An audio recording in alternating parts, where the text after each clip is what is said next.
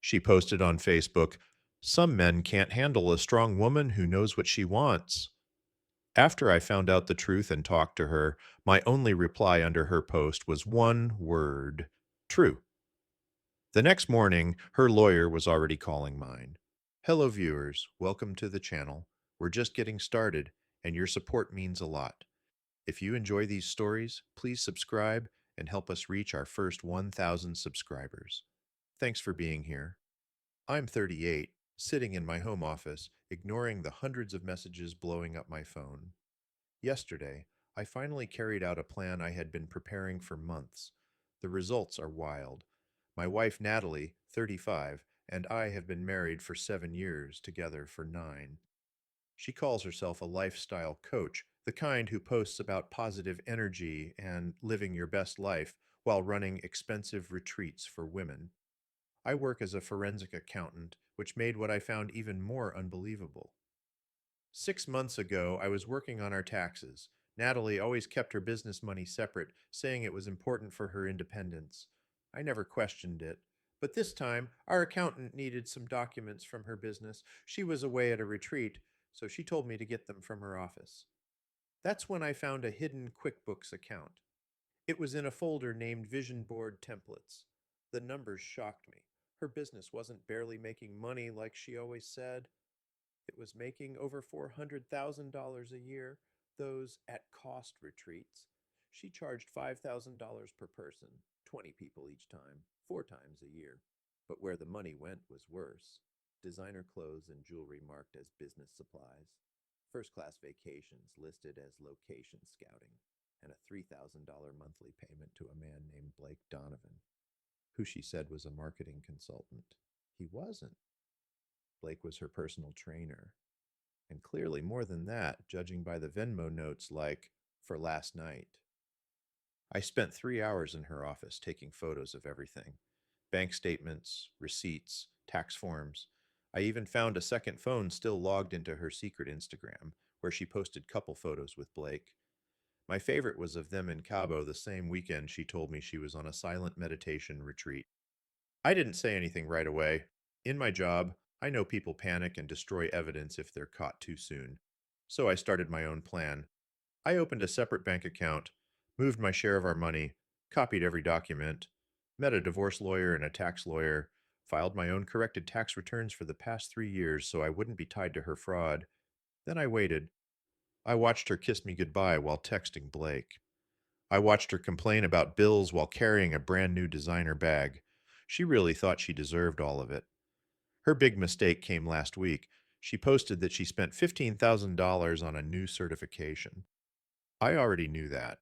Money went to Blake, who had just posted his new motorcycle. That was my moment. On Thursday night, I put a manila folder on the kitchen counter. "We need to talk about your business money," I said. She didn't look up from her phone. "Babe, that's my area. You wouldn't understand." I opened the folder and laid out the proof: photos, bank records, the Cabo pictures, and both sets of books. Her face went pale. "I can explain," she said. "No need," I told her. "The IRS will be in touch about the $150,000 you didn't report. And Blake? They'll be looking at him too. People who get $100,000 in consulting without real work tend to get audited." She stood there shaking. "You went through my private things." "Tax fraud isn't private. Neither is cheating," I said. Then she made her worst mistake. "You're just jealous of my success. You can't stand that I make more than you." I laughed. "You mean the money you hid while I paid for everything? The success built on lies?" She stormed out. 20 minutes later, she posted about strong women and knowing your worth. Her followers flooded the comments with support. "Yes, Queen," and "he couldn't handle you." I waited an hour, then replied with just one word: true. This morning, I changed my relationship status to separated and made a new public post. After 7 years of marriage, I learned my wife had been hiding over $400,000 a year while I paid every bill. She was committing tax fraud worth around $150,000 and having an affair with her so-called contractor, Blake. She used business money for personal luxuries and to all her followers buying into her empowerment courses. She was lying to them too. That struggle story she sold online, fake. The rags to riches journey, made up. I ended my public post with, check the IRS site in 2 weeks. And for Blake, I added, enjoy the audit. Next time, don't brag online about gifts from your client. I attached 3 screenshots, her real versus reported income, the Cabo vacation photos with timestamps, and Blake's Venmo note that read, thanks for last night. By 9 a.m., my phone was on fire. Her business page was flooded with refund demands. Blake's trainer profile was slammed with angry comments from his own clients. By 10:30, Natalie's lawyer was calling mine, demanding I take the post down and threatening a defamation lawsuit. My lawyer simply said, truth is a complete defense to defamation. Your client is welcome to prove under oath that any part of his statement is false. By noon, they were begging to meet. I refused. See you in court. The IRS doesn't move fast, but they don't ignore 6 figures of hidden income. And because my amended returns clearly separated my finances from hers, I was safe. She wanted to be a strong, independent woman. Perfect. She can handle her audit independently. Update. The entitlement didn't just survive, it grew. This week has been chaos. After my post blew up in her business circle, Natalie went into full damage control. But instead of owning up, she doubled down. She filmed a 20-minute IGTV video, full makeup, ring light ready, called it, When Your Husband Tries to Dim Your Shine, My Truth. In her version, I was a controlling husband jealous of her success. She claimed I snooped in her private files out of insecurity. The second set of books, different accounting methods for different needs. Blake? A dear friend and mentor who I misunderstood. The tax fraud. She skipped that part. Then she launched a new $497 course called Rising Above Toxic Masculinity in Business.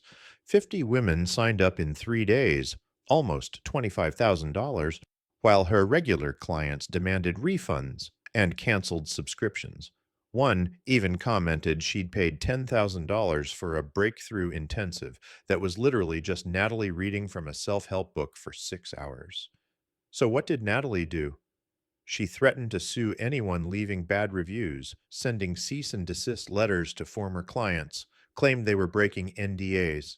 Spoiler, NDAs don't cover fraud. Then she tried to hide assets. Tuesday morning, I got an alert for a large transfer pending approval. $80,000 from our joint account to one under her mother's name. Too bad I was the primary on that account. Transfer denied. She then tried to empty her business accounts, except the IRS had already frozen them. Oops. By Wednesday, she showed up at my office with Blake. I was in a meeting when reception called. Your wife is here with a gentleman. They insist on seeing you. I made them wait 45 minutes. When I finally came down, she was pacing. Blake sat there in designer gym clothes, looking out of place. We need to talk privately, she said, grabbing my arm. I pulled back. Anything you need to say can go through the lawyers. Blake stepped forward, acting tough. Listen, man, you need to stop harassing her. Take down the post and move on. Harassing? I told the truth once. She's the one making daily videos about it. Her fraud is ruining her business, not me. Oh, and how's your audit? His face turned red. I already knew the IRS had contacted him Monday, curious how a personal trainer with no marketing background got 6 figures in consulting fees, and why most of it wasn't reported. Natalie jumped in. This is financial abuse. You're trying to control me. Financial abuse is hiding $400,000 while your spouse pays all the bills, Nat. She pulled out her phone and hit record. I need people to see this. My abusive ex is confronting me at work, using his financial privilege to intimidate me. I looked straight at her camera. Hi, everyone. Quick fact check. She came to my workplace uninvited with her affair partner to tell me to stop talking about her tax fraud and financial privilege. I drive a 2015 Honda Security arrived, asked them to leave. Natalie made a scene about calling the police, but security reminded her she was trespassing. They left, but not before she yelled, "You'll be hearing from my lawyer." That afternoon, her lawyer called mine with a settlement offer.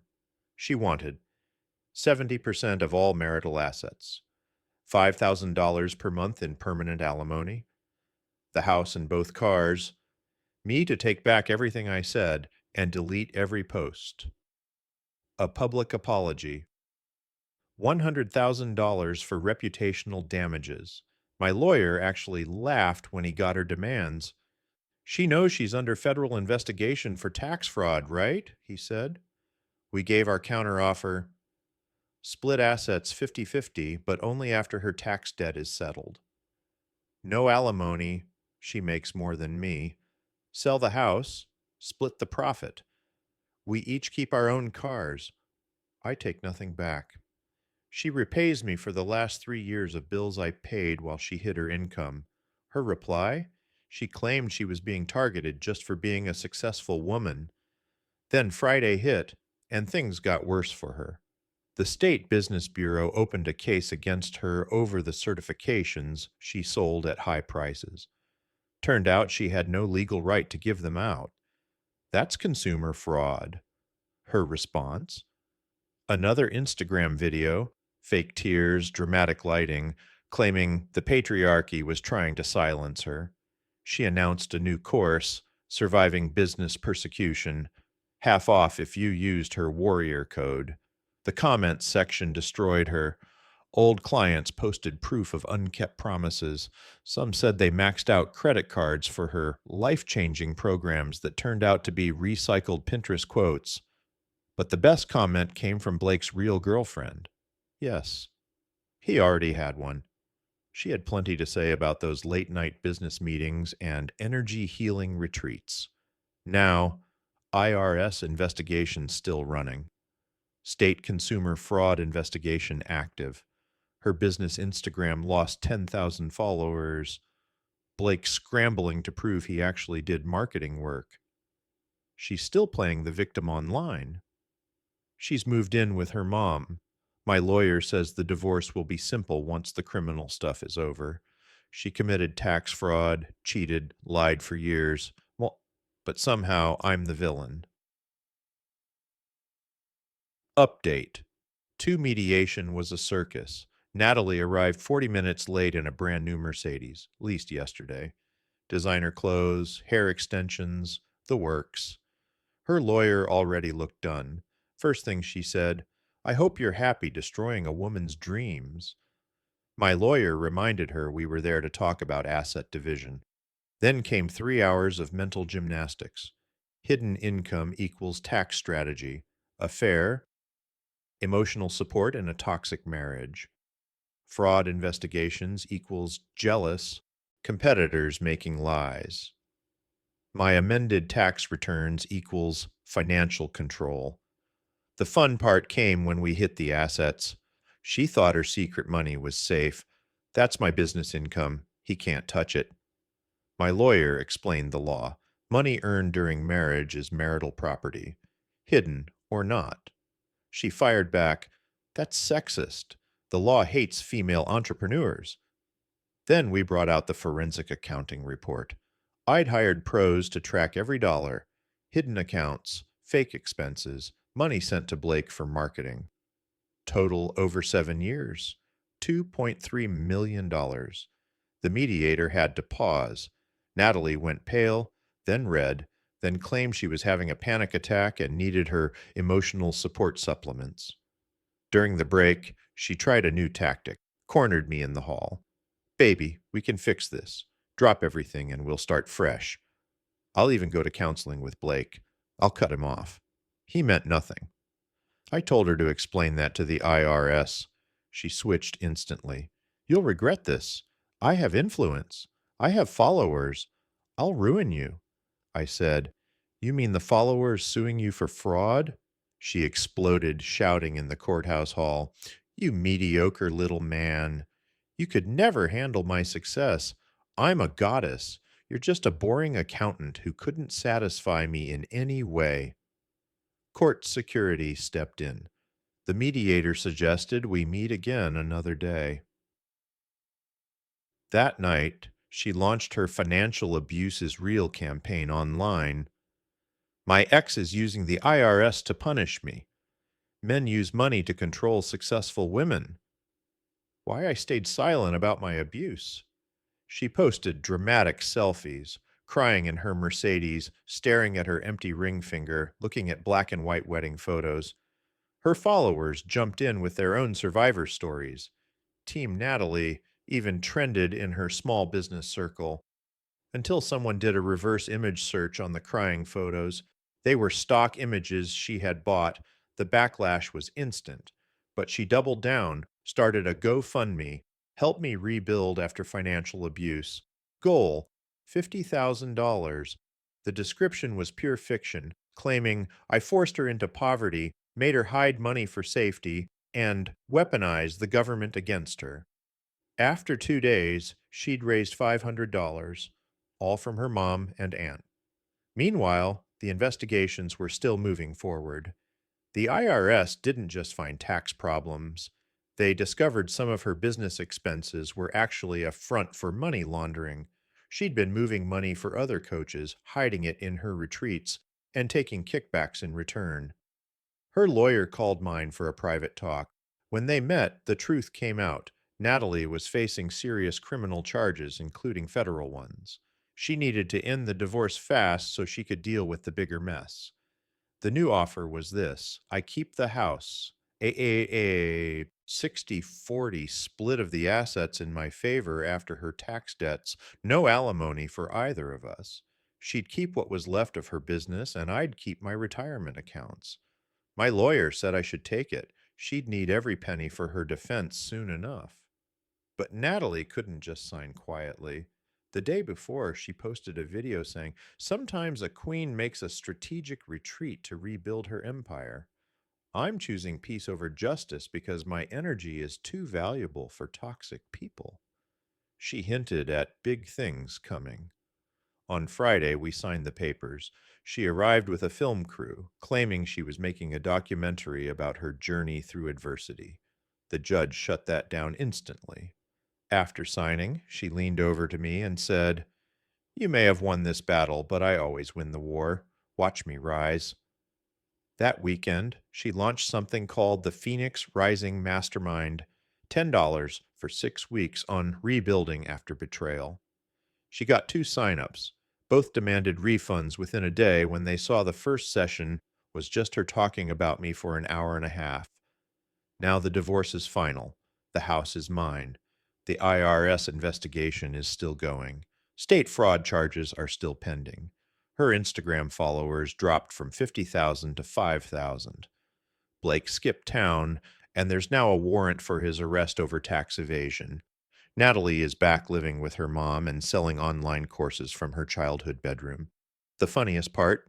She's still posting daily about being a business goddess and wealth creator, all while under federal investigation. Final update. Last month, the IRS filed formal charges, multiple counts of tax evasion, conspiracy to commit tax fraud, and money laundering. The state added 8 counts of consumer fraud and running a business without proper licenses. Her reaction? She went live on Instagram with a stream titled, "When Success Makes You a Target." She claimed the government was scared of her, that the patriarchy couldn't handle her empowering women, and even suggested the IRS agent on her case might be my secret lover. Only 200 people tuned in, way down from her usual audience. Even her most loyal fans were starting to see the truth. Then she fired her lawyer, saying he was part of the system trying to crush her. She decided to represent herself and filed a motion saying she was a sovereign citizen and not subject to tax laws. The judge denied it, basically saying, "That's not how any of this works." 2 weeks ago was her preliminary hearing. I didn't go, but someone I know did. She showed up in a full ball gown, telling security she was dressing for the success she wanted to manifest. She interrupted the prosecutor twice to explain that money is just energy, and the IRS didn't understand abundance. She even tried to submit her vision board as proof of her good intentions. Bail was set at $50. She couldn't pay it, and her mom wouldn't co-sign. She spent 3 days in jail before her aunt put up her house to get her out. Those 3 days turned into a 10-part Instagram story called Jailhouse Journaling, Finding Light in the Darkness. She tried to sell it as a $97 course, but Instagram shut down her payments for breaking their rules. While on bail, instead of preparing her defense, she launched a new business, Prison Prep for Entrepreneur Queens. She even messaged old clients offering settlements if they withdrew their complaints. That got her hit with witness tampering charges. Last week, she took a plea deal, 18 months in federal prison, 3 years probation, $400,000 in restitution, and a lifetime ban from running financial coaching businesses. Her last Instagram post before heading to prison read, "Taking a sabbatical to write my book. This is just chapter 1 of my comeback story." She titled it Queen's Rise, Prison to Profit. Blake pled guilty to tax evasion, got 6 months house arrest, and 5 years probation.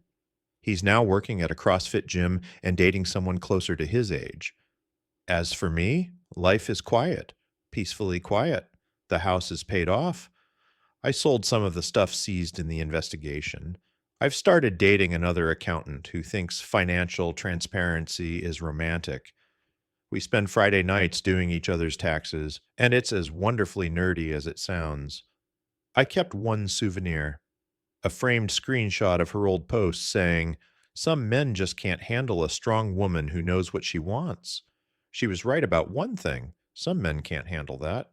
But tax fraud isn't strength, stealing isn't empowerment, and facing the law isn't persecution.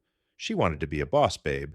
Now she's earning 23 cents an hour working in the prison kitchen. Manifest that.